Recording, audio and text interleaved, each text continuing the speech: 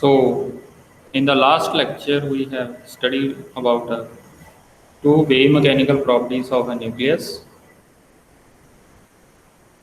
that is parity and statics. Parity is already discussed. What is parity?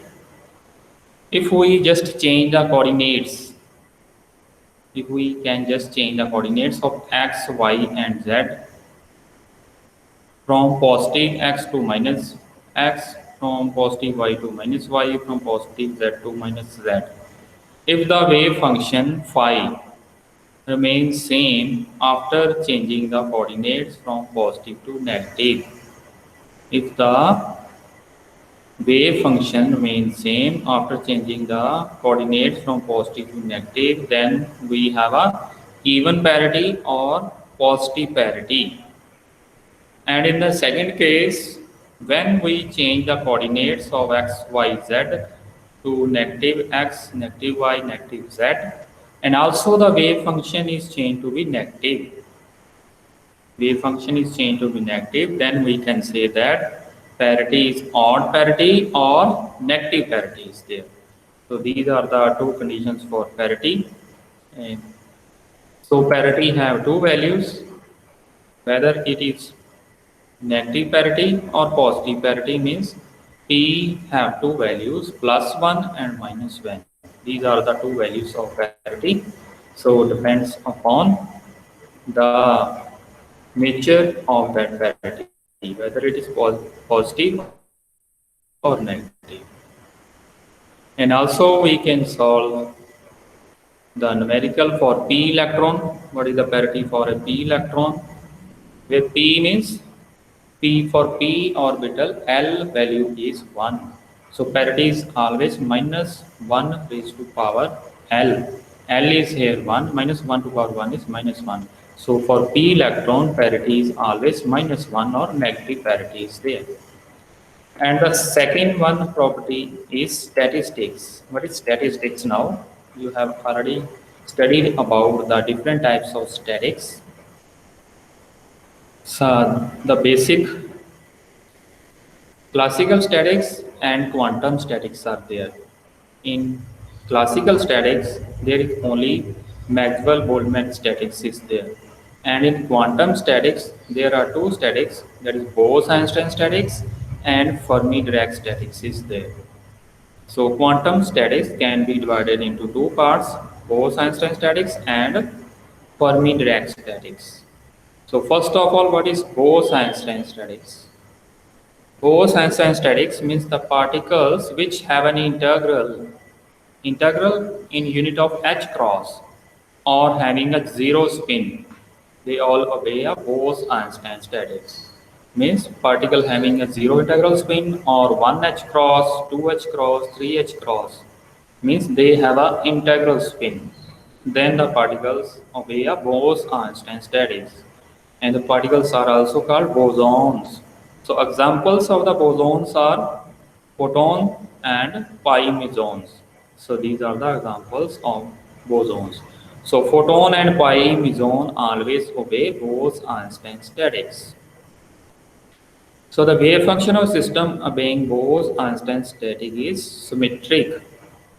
They are always symmetric. Symmetric means if we all the coordinates of any part of identical particles are interchanged, then the wave function describing a new system will remain unaltered. There is no change in the system. For example, is there if phi any wave function is there, x1 up to xi and up to xj and up to x, and these are the coordinates of that wave function. And if we just interchange the coordinates I and j with each other. In the second, on the right hand side, we can see here, in the position of I there is j and in position of j there is I. We can just interchange the coordinates. By interchanging the coordinates, the wave function remains same, that is phi remains same. Then they obey a Bose-Einstein statics or a Bose-Einstein symmetric statics is there. So all nuclei with mass number A obey Bose-Einstein statics. Second one is the Fermi-Dirac statics. So the particles which have half integral spin 1 by 2 h cross, they obey a Bose Fermi-Dirac statics. The particles obeying Fermi-Dirac statics are called fermions. Particles are known as fermions. And protons, neutrons, electrons, all are the examples of fermions, and all they also obey the Pauli's exclusion principle. And similar to Bose-Einstein statics, FD statics have a anti-symmetric properties there. When a wave function of a system being FD statics is anti-symmetric, that is, if we can change the coordinates of any pair of identical particles are interchanged, then the wave function describing the new system will be altered or its sign will be changed. So in the example, when wave function in a given wave function of phi x1 up to xi up to xj up to xn, if we can interchange I with j, then the wave function will be changed from positive sign to negative sign. So wave function is changed by sign. So according to Pauli's exclusion principle, no two particles can also occupy the same quantum state, and hence we can conclude that nuclei having odd mass number A obey Fermi-Dirac statics. This is similar in Bose-Einstein stat. Only even mass numbers can obey Bose-Einstein statics, and odd mass number particles can obey Fermi-Dirac statics. Next is mass defect. What is mass defect? We know that the nucleus is consist of protons and neutrons. Protons and neutrons are present inside the nucleus. So the mass of the nucleus is less than the sum of the masses of the constituents protons and neutrons. So if we can simply add up the mass of proton plus the mass of the neutron, so that mass is always larger than the mass of the simple nucleus. So if we can add up the mass of the nucleus, which is always larger than the mass of the nucleus. So there is a difference between these masses. There are two masses. One is mass of the nucleus and another one is the mass of the each nucleus, sum of the mass of the each nucleon. So we conclude that the difference between the mass of the nucleons constituting a nucleus and the mass of the nucleus is called a mass defect. So mass defect is generally the difference in the mass number. Mass number of what? Mass number difference between the nucleons constituting a nucleus and the mass of the nucleus. So this is mass defect, and this mass defect is always denoted by delta m. So in mathematical expression, we can write down this mass defect as delta m is mass of the number of nucleons means mass of proton plus mass of neutrons. This is mass of nucleons minus mass of nucleus, the total mass of the nucleus. So this is the simple formula according to definition. Now suppose capital Z is the number of the protons in a nucleus, which is also known as the atomic number, and capital A is the mass number of the nucleus, small m(p) denoted as mass of the proton, small n denoted as the mass of a neutron. Capital M is that denote the mass of the nucleus. So we can just put all these values in the definition above. So first of all, mass of nucleons. Mass of nucleons means sum of masses of the protons and neutrons. This is mass of nucleons. Sum of masses of protons means Z, the number of protons, into the mass of the proton, that is m.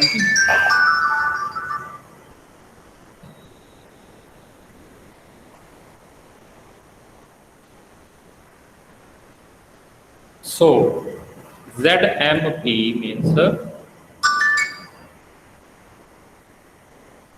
mass of the proton multiplied by Z Z is the number of protons present there. Number of protons Z into multiplied by MP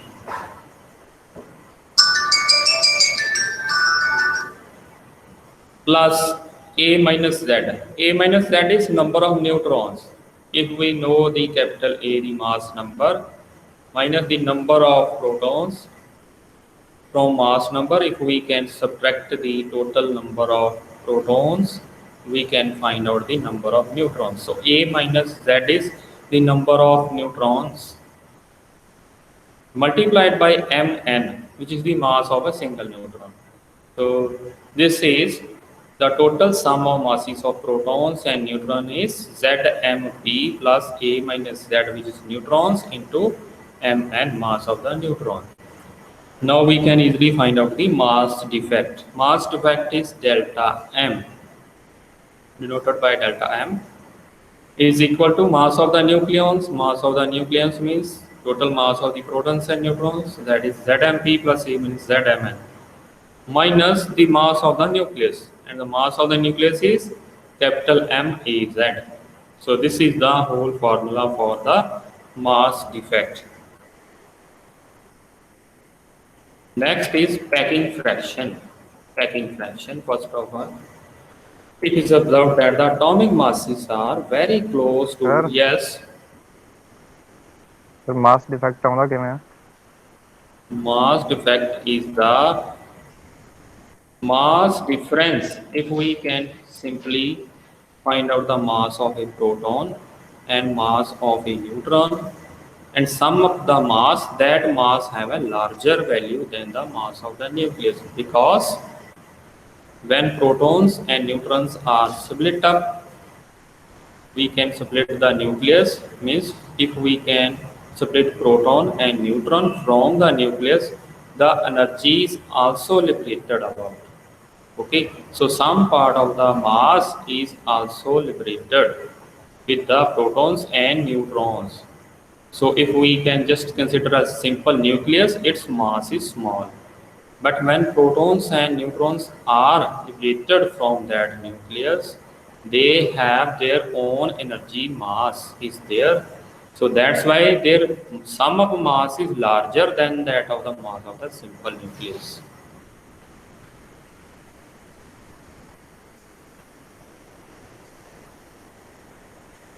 So next is packing fraction. So it is observed that the atomic masses are very close to the whole numbers.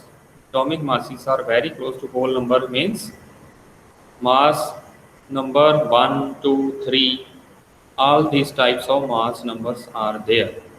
But they invariably differ from the integers by a very small amount. So this deviation of the atomic mass from whole number is expressed in the form of a quantity which is called packing fraction.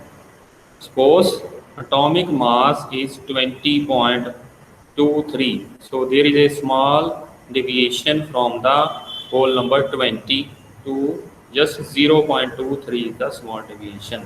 So this deviation of the atomic mass from whole number is expressed in the form of quantity called packing fraction.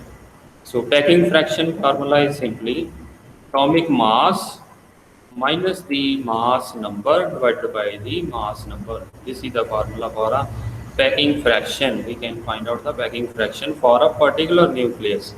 So this is denoted by small f. Atomic mass means mass of the nucleus, which is MAZ, minus mass number is capital A divided by capital A, the mass number. We can very simply find out this packing fraction. So packing fraction measures the comparative stability of the nucleus. So packing fraction also defines the stability of the nucleus. The smaller the value of the F, the larger is the stability of the nucleus. Smaller values of F, larger is the stability of the nucleus. So larger value of packing fraction, smaller will be the stability of the nucleus. So this can be easily understood in this diagram. Along x-axis, we are taking the mass numbers capital A and along y-axis we are taking the packing fraction. So packing fraction is very large for small nucleus up to oxygen means hydrogen, helium, lithium, barium, boron, carbon, nitrogen. They have a very small mass number A value and their packing fraction is very large. So they all these particles are known as unstable particles. Their packing fraction is very large. And when there is oxygen is there, up to oxygen, their packing fraction value goes to 0 at oxygen.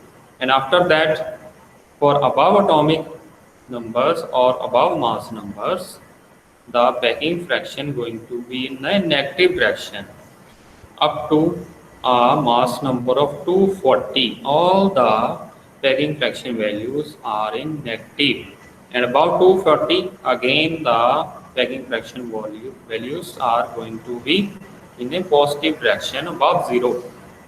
So we conclude here that the packing fractions of all the small nuclei means hydrogen, helium, lithium less than oxygen all have a unstable because their packing fraction is large.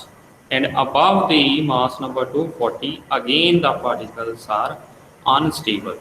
So these all things are again discussed in these points.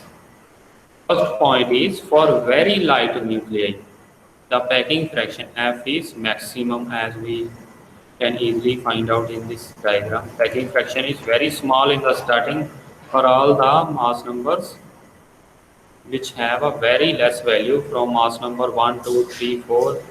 All they have a packing fraction very large, so they all are unstable. Second point is as the value of A increases, packing fraction goes on decreasing till it becomes 0 for A is equal to 16. A is 16 for oxygen. So the packing fraction for the oxygen is 0. And after this packing fraction of oxygen, in the point number third, when A is 16 or above the increase in mass number A, the value of F decreases in a negative direction and becomes minimum with further increase of mass number. And the value of F starts increasing, becoming less negative till it again becomes 0 at A greater than 240. When mass number is 240, again the packing fraction value is 0. And above 240, again packing fraction value is attained its positive value and all the nuclei above atomic number 240 are again considered to be unstable. So the nucleus have the tendency to move from the region of higher packing fraction to the lower packing fraction. This is only possible for a lighter nuclei like hydrogen, helium, lithium. They can be gone into a fusion process. They can fuse together. Two lighter nuclei can fuse together. And for heavy nuclei, there is a fusion process is there. Heavy nuclei can be split into two lighter nucleus to be a more or to getting a lower packing fraction value and become a more stable. So fusion process in the lighter nuclei and fusion process in the heavier nuclei is for only for the stability of these nucleus. Lighter nuclei can fuse together to become more stable and heavier nucleus will be gone into a fission reaction means they can be splitted up into the daughter products which have a low atomic mass values, A value is small, then they are going to be in a stable products. Daughter products of heavy nucleus are stable than that they have in atomic for lower because they have a lower mass number values. Next is binding energy. What is binding energy? The energy equivalent to the mass defect is called the binding energy of the nucleus. energy equivalent to the mass defect is called the binding energy of the nucleus. Or in the another definition, binding energy can also be defined as energy required to disintegrate a nucleus into its constituent particles. Again, the same thing is there. In the mass defect, we have find out that the nucleus having a less mass than the mass of the individual nucleons. Sum of the masses of the individual nucleons is larger than the mass of the nucleus. So this can be again clear here that there is a binding energy is there which can bind all the protons and neutrons together. So that binding energy is equal to that difference in the energies of two masses, mass of the nucleus and the mass of the individual nucleons, means protons and neutrons. So difference in this is the binding energy.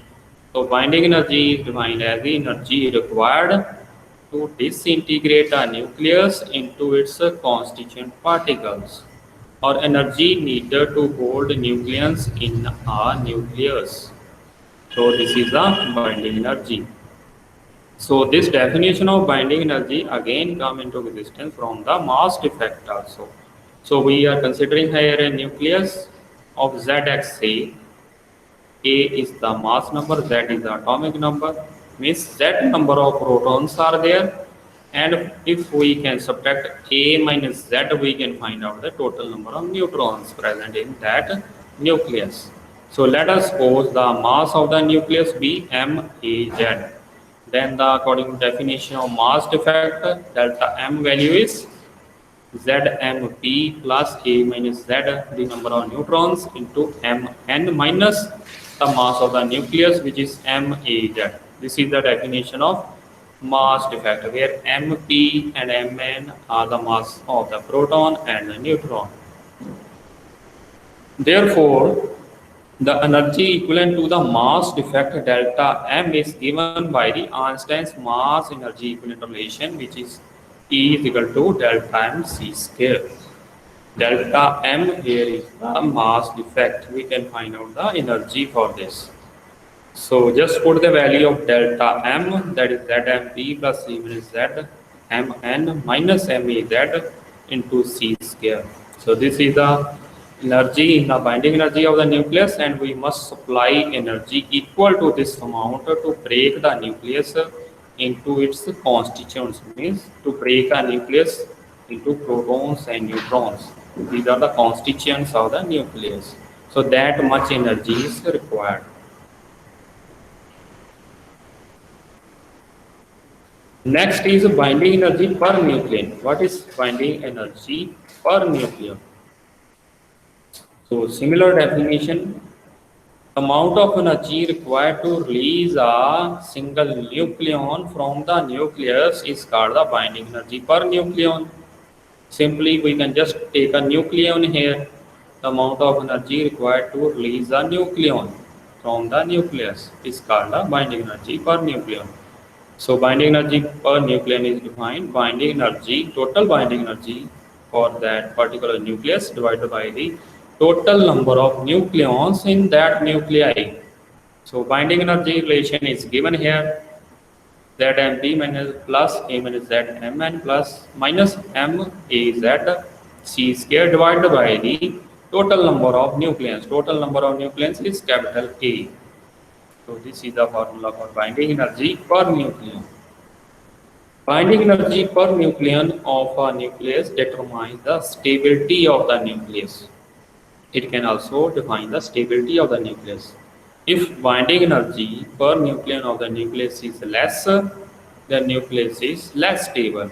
If the binding energy is large, then the nucleus is more stable.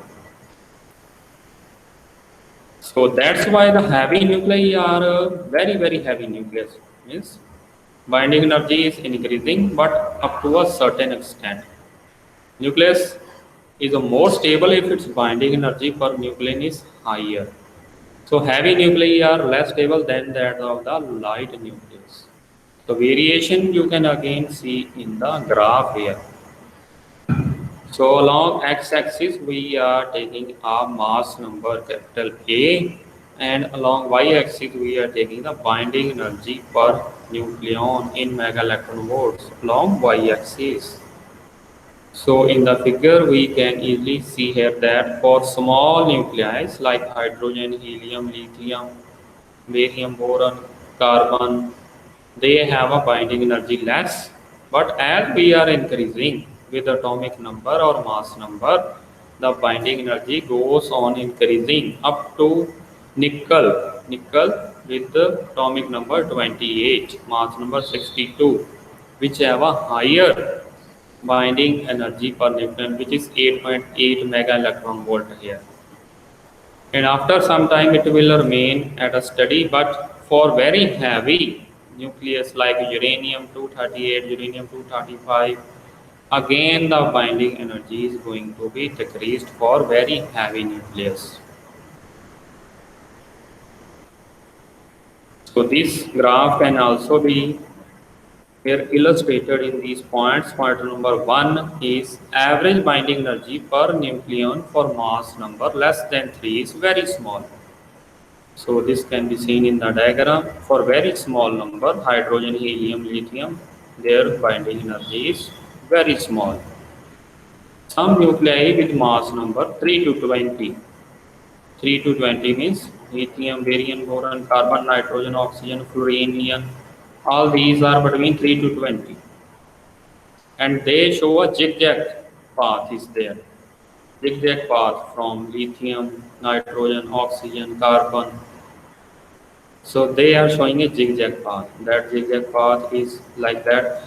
Some shows a larger binding energy, some shows a lower binding energy. Means the larger binding energy per nuclear than their neighboring nuclei. For example, helium, barium, carbon, oxygen, and neon have a greater binding energy per nucleon than their neighbors.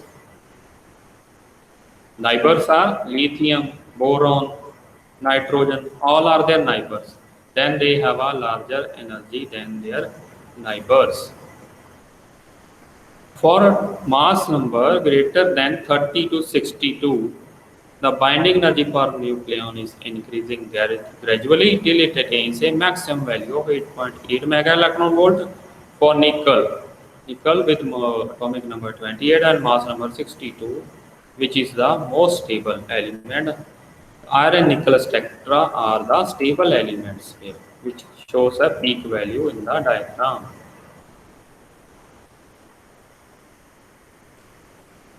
Next point number 4 is after increasing the mass number above 62, when A is greater than 62, the binding energy for nucleon gradually decreases again. Small decrease in the binding energy is there up to uranium 238 with mass number A is equal to 238. One of the heaviest natural element, the value of binding energy in nucleon drops to 7.5 mega electron volt. All these elements are stable, but after that they are gradually decreasing in the binding energy value. So we can here say that in the region of small mass number from 2 to 20, there are sharply defined maxima and minimas are there between their neighboring elements, as we have discussed in above point number 3. Neighboring elements like helium, carbon, and oxygen, they have an even number of atomic number is even. You can see 2 helium, 6 carbon, 8 oxygen. They all are even atomic number elements. And their neighboring elements have odd atomic number like lithium, boron, nitrogen. You can see 3 lithium, 5 boron, 7 nitrogen. They have odd protons.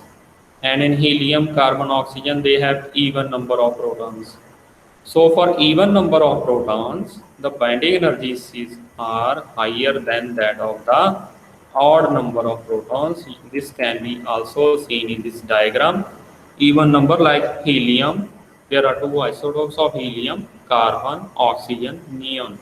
All shows a little bit higher binding energy values than the odd number of protons like lithium, boron, nitrogen.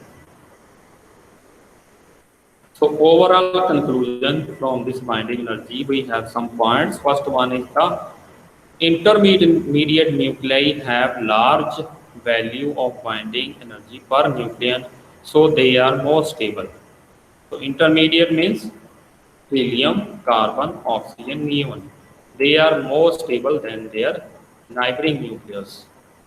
The binding energy per nucleon has low value for both the light and for the heavy nucleus. Light nucleus, all light nucleus from atomic number 1, 2, 3, 4, 5, 6, all they are considered as light nuclei. And heavy nucleus when the mass number above uranium, that is 238 mass number is there, above 238, 240, 250, 260. All these nuclei having a heavy mass number, heavy nuclei, they are also again unstable. When a heavy nucleus splits up into lighter nucleus, heavy nucleus means a uranium 238, that will be split into two lighter nucleus, means decay product are there, daughter products of the nucleus. Uranium can split up into daughter products. Then the binding energy per nucleon of lighter nuclei is more than that of the original heavy nucleus. So the energy is released in this process is the process of nuclear fission.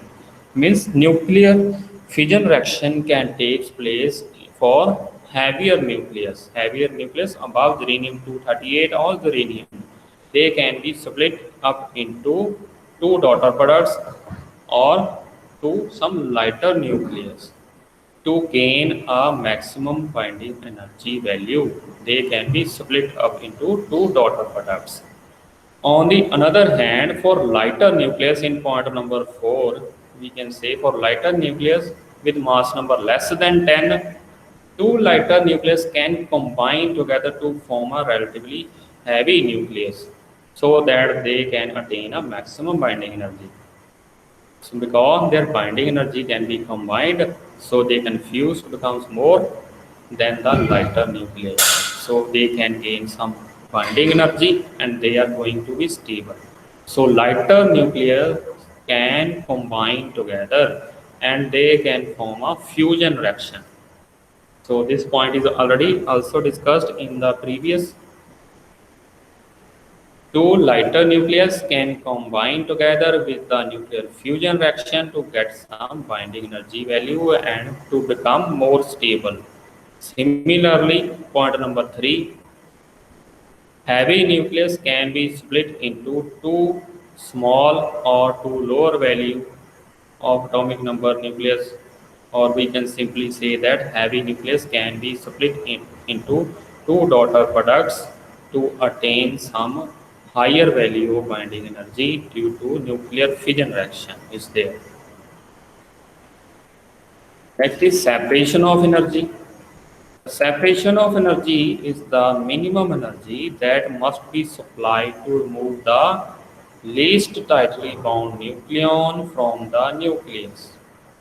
Least tightly bound, the electron or the proton in the outermost shell. So that should be removed from the nucleus. Least tightly bound nucleons should be removed from the nucleus. So that energy is noted as the separation energy. So it is the binding energy of the least tightly bound nucleon. Next is one of the numerical for this separation of energy. Separation of energy. Find out the separation energy to remove one proton from oxygen. Given that the nitrogen having a value of 15.000108 AMU and mH, the mass of the hydrogen, that is equal to 1.007825. So in the reaction of oxygen when split up into two daughter products, that is nitrogen and hydrogen. So here is the isotope of hydrogen is there. Oxygen can split up into nitrogen plus hydrogen. So mass number 8 can be split up into 7 plus 1. So mass of the nitrogen is given there 15.00 something, and mass of the hydrogen is given there, mH is 1.007825. So the total mass of these daughter products, nitrogen plus hydrogen, now equal to 16.007933. So this is the total mass of the individuals, nitrogen plus hydrogen. But if we can find out the atomic mass of oxygen is 16.00. So the mass effect is there, the difference between their masses of the individual nucleons minus the mass of the whole nucleus. So if we can subtract these two masses, we can find out the mass defect is there, and that mass defect is 0.007933. So this is the mass defect. So mass defect can also be converted into mega electron volt of energy. We can know that 1 AMU. In the last lecture, we have find out that 1 atomic mass unit is equal to 931 mega electron volt of energy is there. So we can just convert this 0.007933 AMU into mega electron volt by multiplying with 931. So the total separation energy is 7.40 mega electron volts in terms of mega electron volt. So this is the separation energy. This much energy is required to liberate the least tightly bound nucleon from the nucleus. So this is all about the today's lecture.